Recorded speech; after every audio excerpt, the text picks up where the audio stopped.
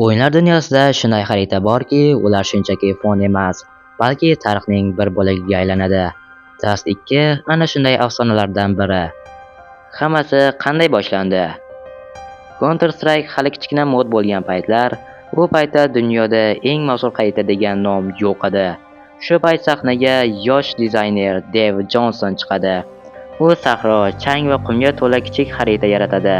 The Dust. Oddiy, ammo o'ta balansli, o'yinchilar bir zumda sevib qoladi. Bu shon-shuhratdan keyin Dev o'ylaydi, buni davomi bo'lishi kerak va u ikkinchi mukammallashtirilgan versiyani yaratadi. The Dust 2. Dust 2 nima uchun afsonaga aylandi? Dust 2 xarita emas. Bu formulaning ideal balansi. Tez yuriladigan yo'laklar, oson tushuniladigan joylashuv, har ikki tomon uchun teng imkoniyat. Shu sababli Electronic Sports turnirlari Dust 2 ni asosiy sahna sifatida tanlaydi. Yillar davomida minglab final janglar aynan shu yerda o'tadi. Xarita qayerdan ilhomlangan? Dust 2 real joy emas, lekin Marokash, Saudiya, Yaqin Sharqdagi port shaharlar arxitekturasiga asos qilib olingan.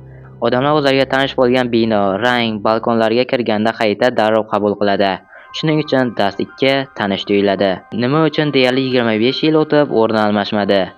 Oddiy. O'yin 100 marta o'zgardi, grafika almashdi, fizikalar yangilandi, lekin bir narsa o'zgarmadi. Dust 2 o'ynanishining zavqi. Har bir o'yinchi bu xaritada hech bo'lmaganda bir marta M4 yoki AKMni qo'lga olgan. Bu o'yinga kirganda odamning ilk boks ringi. Dust 2 CS16 keyingi avlodlar ta'siri.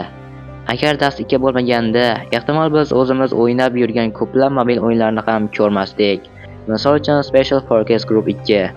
SFG2 mobil o'yinlar bo'lishiga qaramay, butun ruhiyati, jang tizimi, xarita dizayni va hattoki o'yin atmosferasi bilan CS Pro 6 dan ilhomlangan. Bu o'yin mobil platformaga Counter-Strike'ni ko'chirib qo'ygandek taassurot beradi. B ko'cha Dust'dagi B yo'lagiga o'xshaydi. A maydon CS'dagi klassik bomba joylashuvi muhitini eslatadi.